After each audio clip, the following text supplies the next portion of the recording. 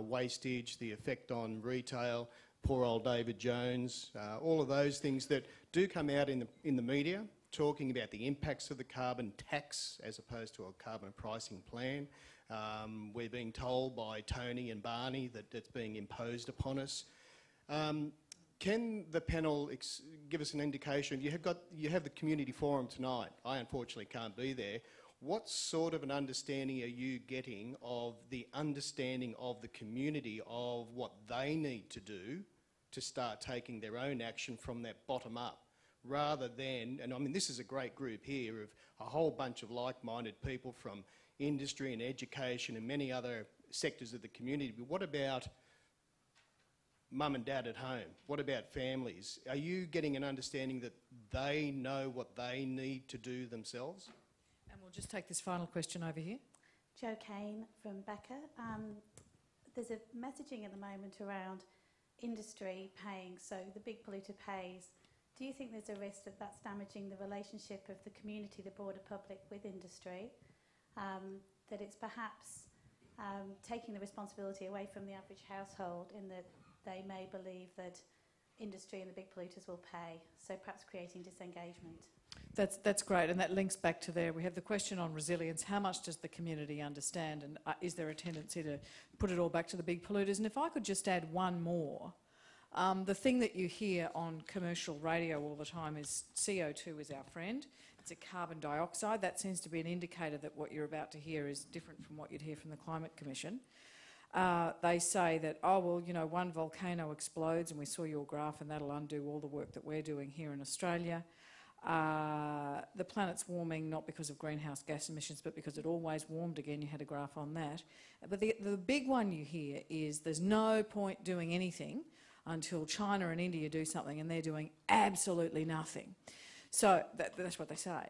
So if you could address, jump on all those questions, resilience, community understanding of action, and throw that international one in at the end, I'd love it. Okay, very quickly, resilience. Yeah. And then you can have a cup of tea. Thank you. Resilience, yes, it is part of the solution, but I emphasize part of. We already have impacts. Leslie talked about this. We have to deal with them. More are coming because of the inertia in the climate system. So a good way of dealing with impacts that are coming our way, but we don't know precisely exactly how they're going to play out, is to increase resilience. But if that's all we do, we're setting ourselves up for far more difficult things to cope with later this century. So it's part of the solution, but only part. We have to get emissions under control and start this decade. Very quickly, volcanoes.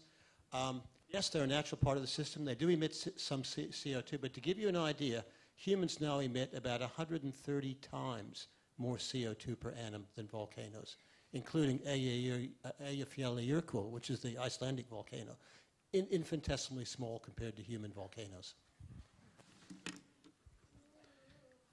Yeah, just a quick comment on that, and this is just as a sort of a social observer, is that it's a bit like knocking down the moats, knocking down the walls of a castle as you move into the sort of the inner sanctum, and so those people who don't want action will actually keep on changing their arguments as they keep on losing a wall in the castle. And I think one of the dangers is that, well, if we don't move, we can wait, and then we'll find a solution, you know, through adaptation and resilience. So we just need to be very wary of those arguments. I think we are going to need both, but we need to be wary of those arguments.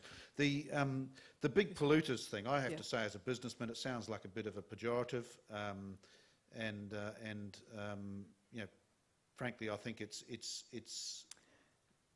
tends to put business in a bad light if you regard, you know, pollution as a dirty word. You know, the businesses are responding to the mechanisms that you know, are in the market without a price on carbon, and there hasn't been a price on carbon for you know, for a long time. So, you know, that's the reality of it. You know, business is doing what they do best, and that's responding to the marketplace. So I think, you know, the referring to big polluters, whilst I can understand why we want to get people to think that putting too much of a good thing into the atmosphere actually creates pollution, I think, you know, using it pejoratively doesn't help the cause. But, you know, I know from my time in big business that you know, big businesses, as aware of anyone of the job we've got to do, even more aware, because I think businesses educated itself and you know, is and will continue to respond when the right signals are put in place or continue to be put in place. And in 30 seconds, if you could pass the microphone to Tim or Leslie, that notion that China and India aren't doing anything, very briefly.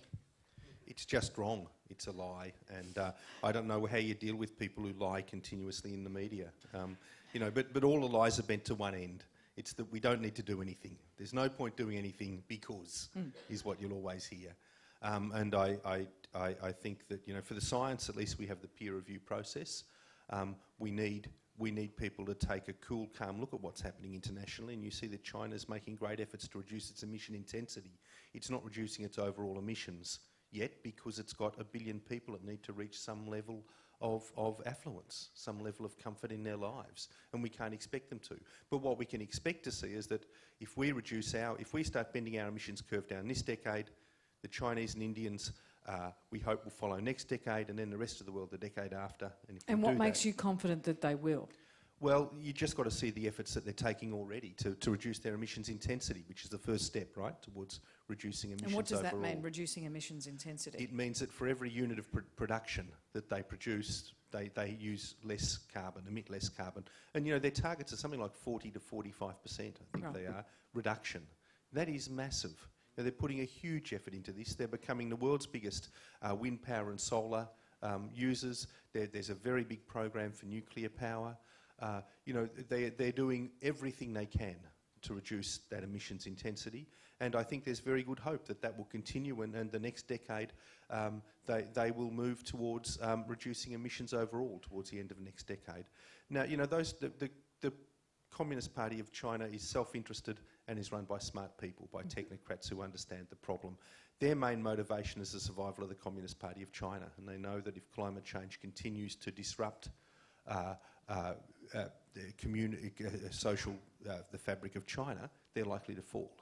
So self-interest is driving it as much as anything else. I think we should all have some faith in self-interest. It seems to be one of the more persistent aspects of our behaviour. Well, that's a wonderful note on which to end. Please thank the panellists Will Steffen, Jerry Houston, Leslie Hughes and Tim Flannery, who are putting in a big day's work today. A reminder that they will be at the Wollongong Town Hall from 6 o'clock tonight. For another public forum. So please go outside, have that promised cup of tea, Will Steffen, a cup of coffee. I'd be aware, I love Nespresso, I'm absolutely addicted to it, but you can go a little bit silly with it. It's a very strong cup of coffee. If you have 5 by the end of today, that conversation that I was referring to earlier could get very fraught. So after you have a cup of coffee or tea, please make your way around to the breakout sessions. And if you want to swap from one breakout session to another, there may be some possibility of doing that. Just let the organisers know. Thank you.